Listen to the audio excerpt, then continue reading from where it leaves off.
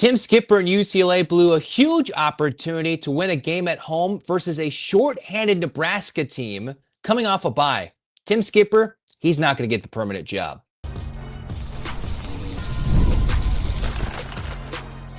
You are Locked On UCLA, your daily podcast on the UCLA Bruins. Part of the Locked On Podcast Network, your team every day. Welcome, everybody, to this edition of the Locked On UCLA podcast. I'm your host, Zach Anderson-Yoxsimer. Thanks for making this show your first listen each and every day. It's free wherever you get your podcast, and it's available on YouTube. Like, comment, subscribe, download. Thanks for your support. Welcome back, everydayers, to this reaction edition of the Locked On UCLA, talking about UCLA football against Nebraska. Well, this was a game the Bruins had to win if they truly wanted a chance to go into a bowl. Well, they came out, and next thing you know, Nebraska was unstoppable offensively. What's the problem with that? Is this Dylan Raiola? Is this a team that, they have a quarterback that looks like Pat Mahomes, acts like Pat Mahomes, one of the most coveted quarterbacks in recent recruiting cycles? No, he broke his foot the week before and was out for the year. So UCLA coming off a bye, rested, playing at home after being embarrassed by Indiana on the road, came out against a freshman quarterback making his first start. All he did was complete, his first 11 to 12 passes in a row to start the game and was perfect throwing the football into the fourth quarter. That's not how you're going to win football games and get to a bowl game. Now, yes, we have to take for granted, all right, this is not the best UCLA football team ever constructed. Nebraska is certainly a little bit better than UCLA, and Nico did all he could. But the Bruins really just kind of shot themselves in the foot a couple of times. It wasn't like there was a lot of penalties. UCLA about 4 to 5 in this game for less than 30 to 40 yards. You have a game where coming down to the final spot, UCLA was perfect in the red zone.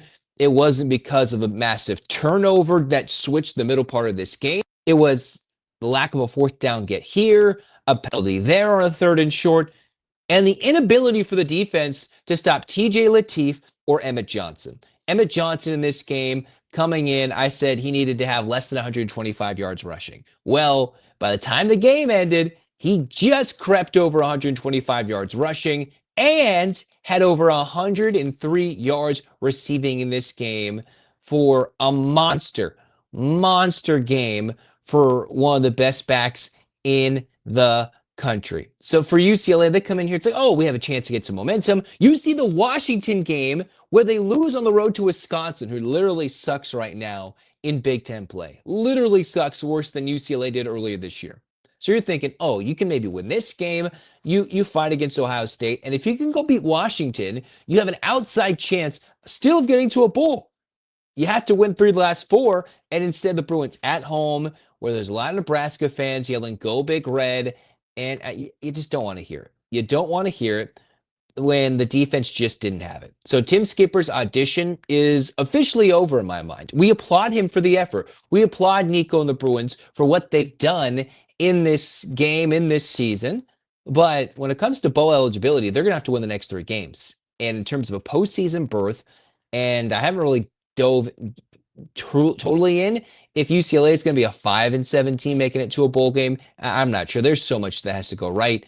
The Bruins couldn't get anything off the ground other than Nico running the football. 86 yards basically for Nico when he was just running the football, doing everything he could, spinning out of tackles, spinning out of sacks. Didn't make a devastating mistake, but it's also, you look at Jerry Neuheisel, is this the end of his time as UCLA's offensive coordinator for this season, right? He's going to call plays for the rest of the year, but does this mean the next staff will keep him? I'm not entirely sure, depending on who it is. Now the Jed Fish to UCLA rumors will get a lot louder with Washington. We'll touch on that in future episodes.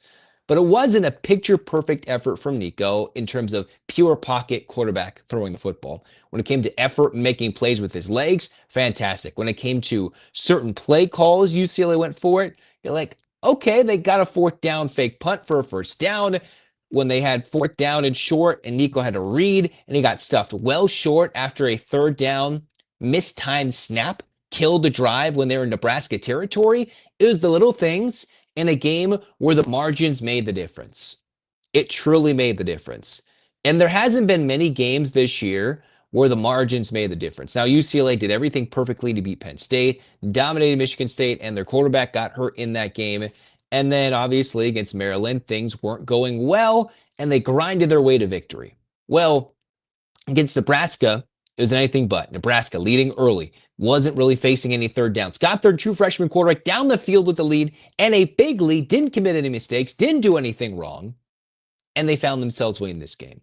So it's disappointing in a game that I'm not going to say UCLA by any stretch of the imagination played better than Nebraska, but certainly they should have put themselves in a better position to compete even more so in this game. And that's going to be weird seeing how the final score, how it was heading into the fourth quarter. And you're like, man, when UCLA cut it to 28-21, you're like, is there a chance? And it's like, Nebraska's been running the ball, and they're not going to stop that. So it's frustrating to see how this has played out. But the Bruins lose. Nebraska was the better team today. But with a backup true freshman quarterback coming into Pasadena to get a win against UCLA, disappointment extreme. Nico and UCLA did not have their best game, and Tim Skipper will not be the permanent head coach. Pretty much eliminates any chance for a bowl. So we're going to have to enjoy this season and hope the Bruins can score a couple of upsets on the way out towards the end of the 2025 campaign. It's going to do it for us here on Locked On UCLA. Zach signing off. We'll have more content, more thoughts, more talk here on Locked On UCLA. Hands up, Bruins fans. A clap time. And 1, 2, 3, 4, 5, 6, 7, 8. UCLA. UCLA, fight, fight, fight. This has been Locked On UCLA. Zach signing off. Go Bruins.